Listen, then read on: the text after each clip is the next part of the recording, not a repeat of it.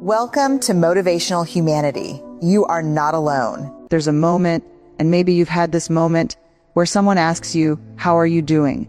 And you smile, you say, "I'm fine." And the words come out so smoothly, so automatically, that you almost believe them yourself. Almost.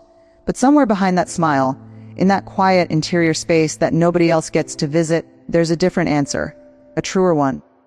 One that sounds more like exhausted or invisible, or I've been carrying something so heavy for so long that I've forgotten what it felt like to put it down.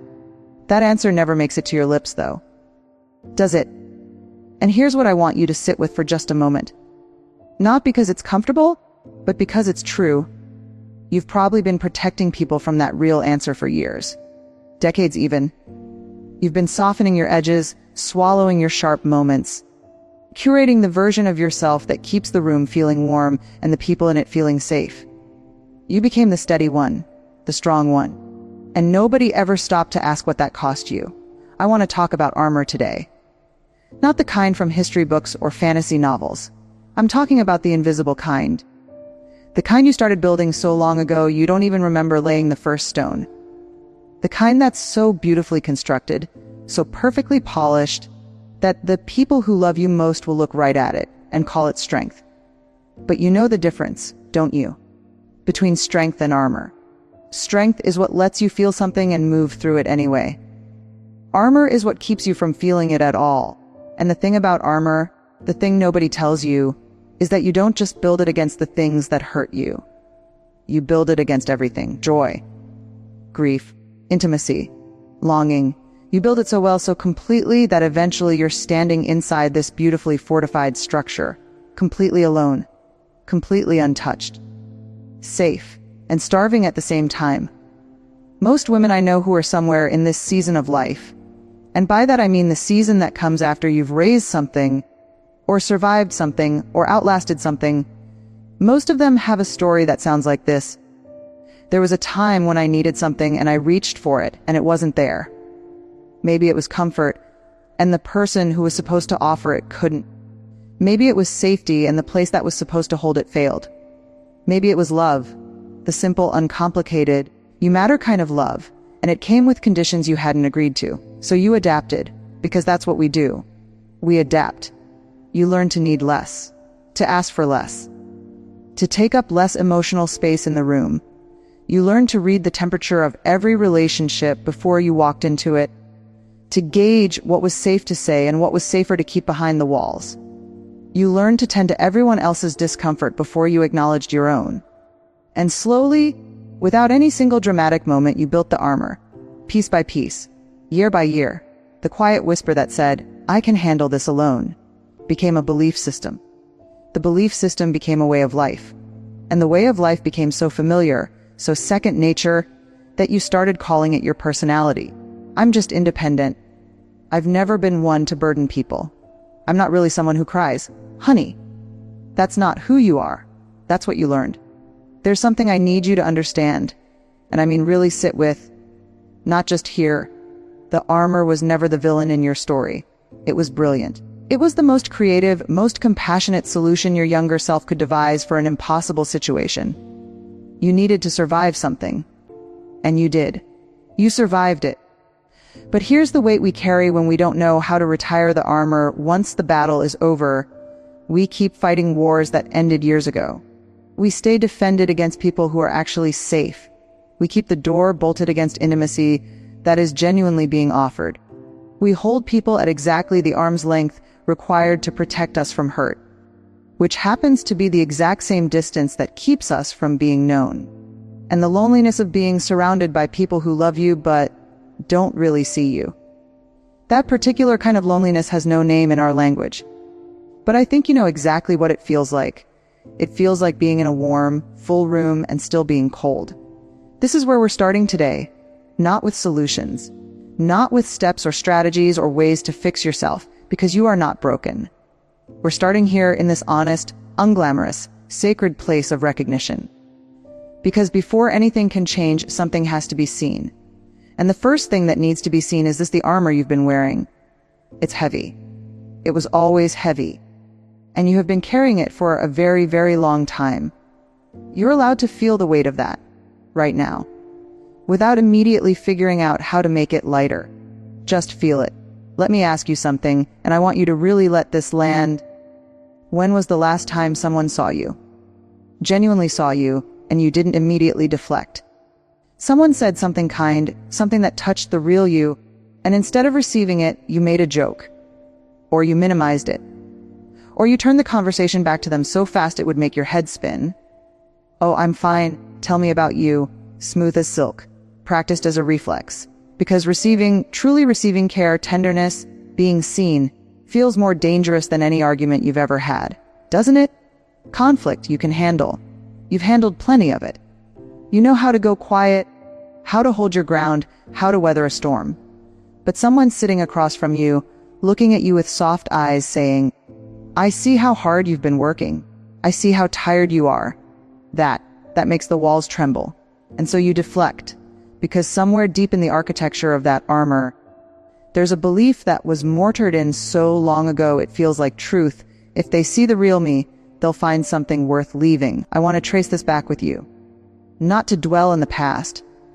We're not here to excavate old wounds for the sake of suffering, but because the armor doesn't make sense without its origin story. And you deserve to understand why you built what you built, not just that you built it.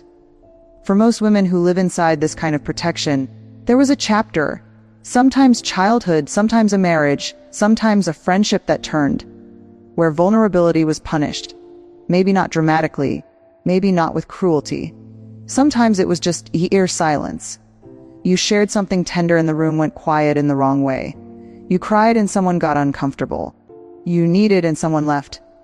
The lesson your nervous system learned in that moment wasn't, that person was limited.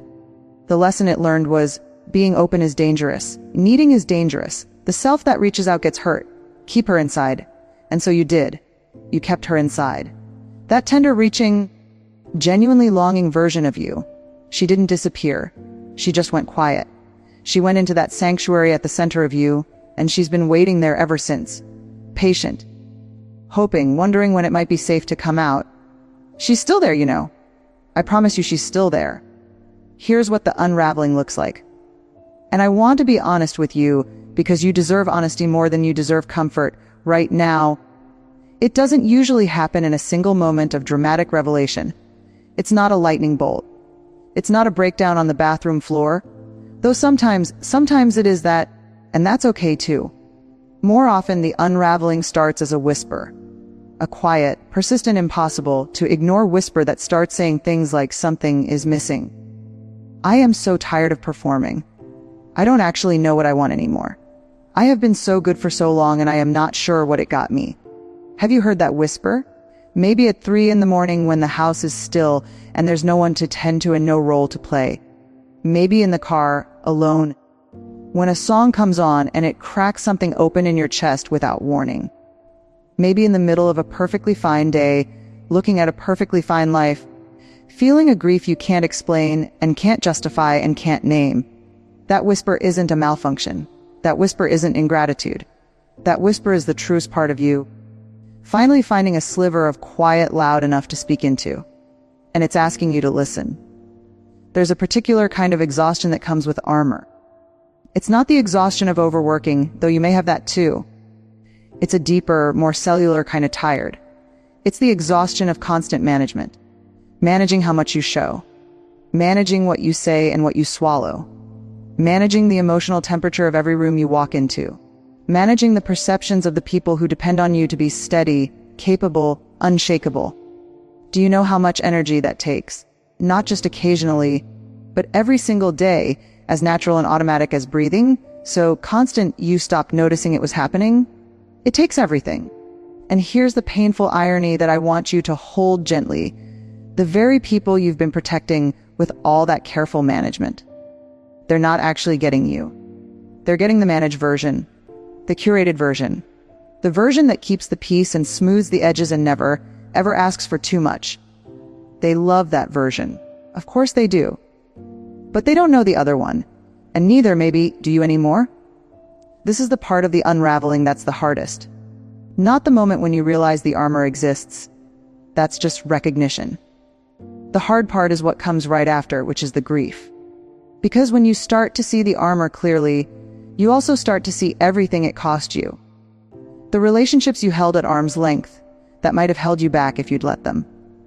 The moments of joy you managed instead of felt. The versions of yourself you performed instead of lived. The years. And I don't say this to create pain. I say it because it's true and you're strong enough to hear it. The years spent being everything to everyone except a real, full, present person to yourself. That grief is legitimate. It deserves space. It deserves to be felt without immediately being fixed or reframed or silver-lined into a lesson. Some things were lost. Some time passed. Some connections stayed shallow that could have gone deep. That's real. That's worth mourning. And here's what I also know to be true. With everything in me, it is not too late. Not because of some motivational platitude, but because you are here, you are listening. That whisper found you, or you found it, and something in you said yes. Something in you leaned in instead of scrolling past. Something in you recognized itself. That is not nothing. That is, in fact, everything. The armor was your answer to an old question. A question that asked, how do I survive this? And it worked. It got you here. Intact, capable. Still standing after everything that tried to knock you down. But there's a new question now. A quieter one. One that's been gathering courage for years. Waiting for a moment like this one to finally, softly ask, what would it feel like to be held, instead of always being the one who holds? Sit with that. Don't answer it yet. Don't problem solve it or rationalize it or wonder if it's even possible. Just let the question exist. Because the fact that it moves something in you when you read it, that means the woman inside the armor is still breathing, still hoping, still there. And she's ready. Even if you're not sure yet that you are.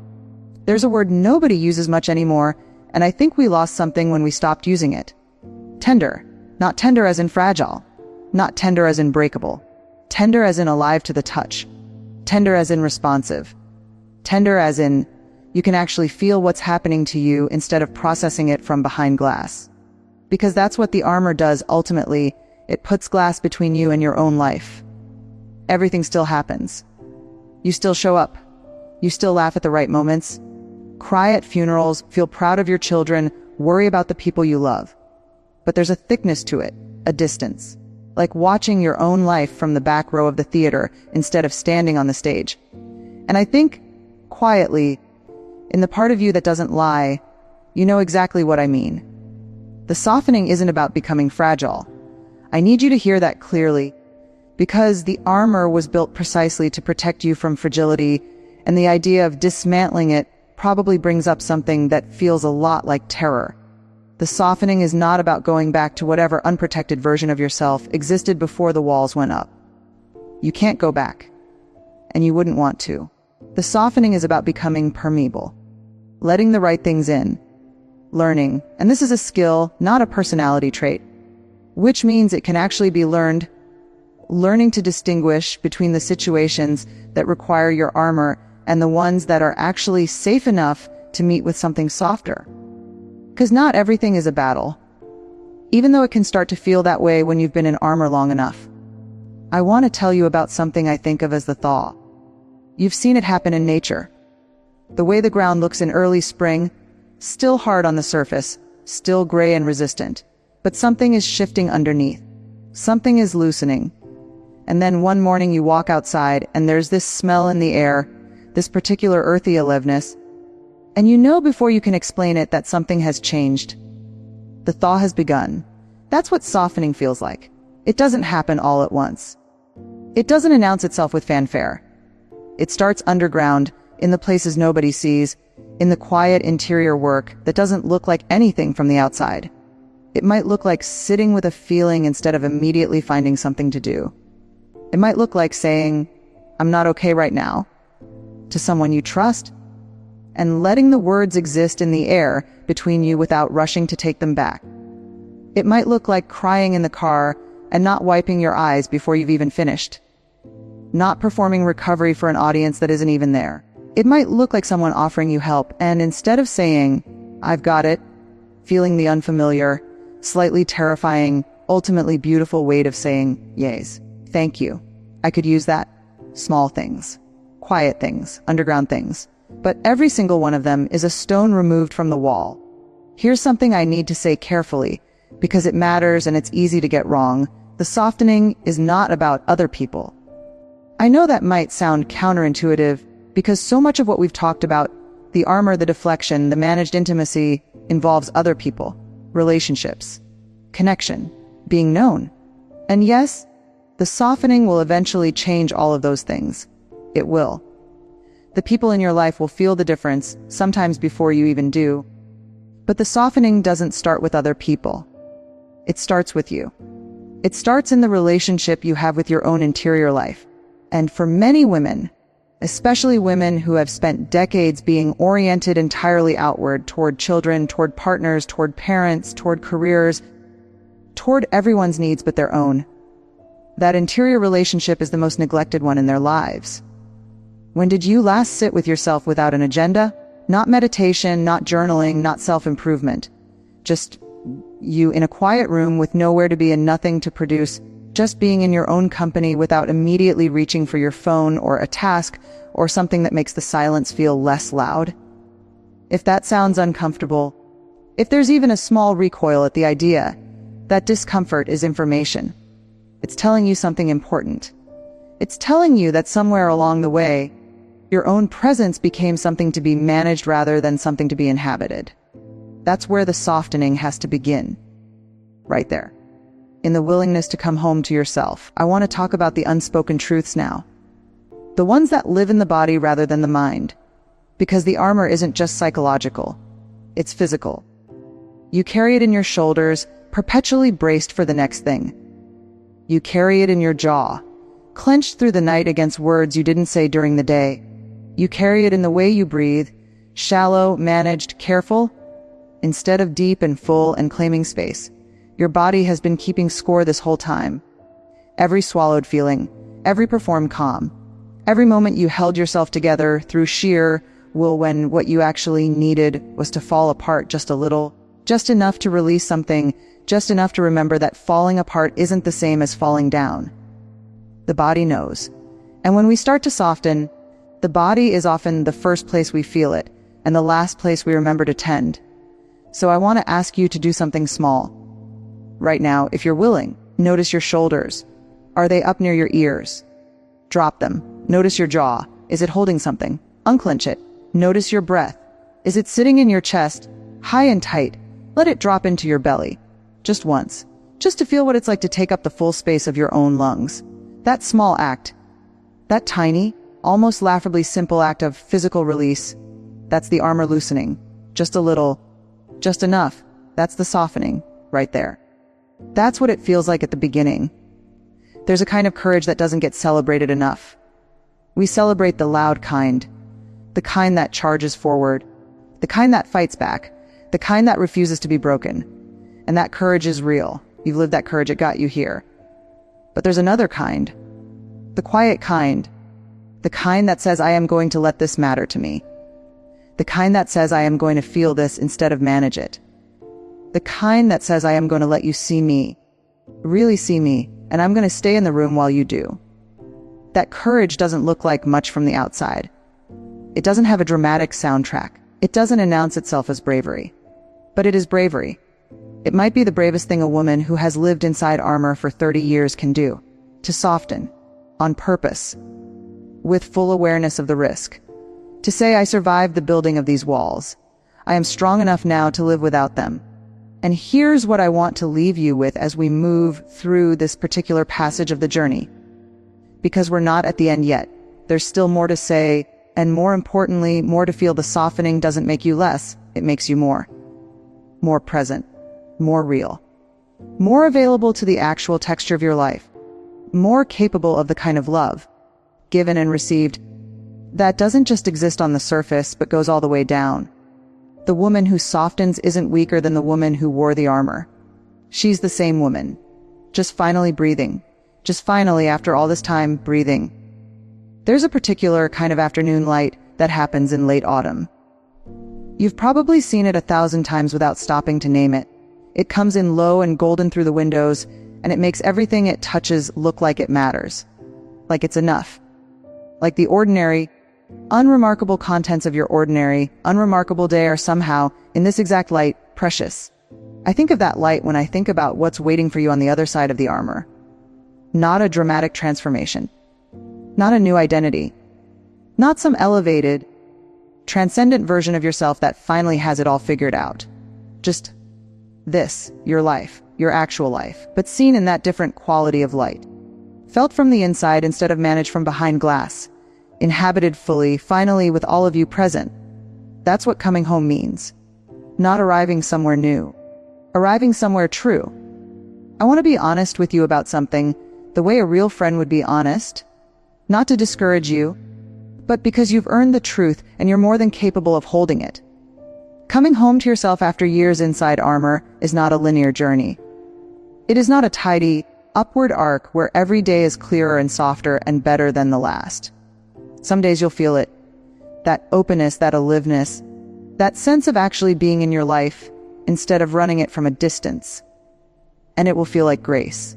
Like something you didn't know you were starving for until you finally tasted it. And other days, the armor will go back on. Without warning. Without your permission, almost. Someone will say something that lands wrong, or an old dynamic will resurface. Or you'll find yourself in a situation that feels like the old dangerous territory, even when it isn't. And those walls will snap back up faster than you can stop them.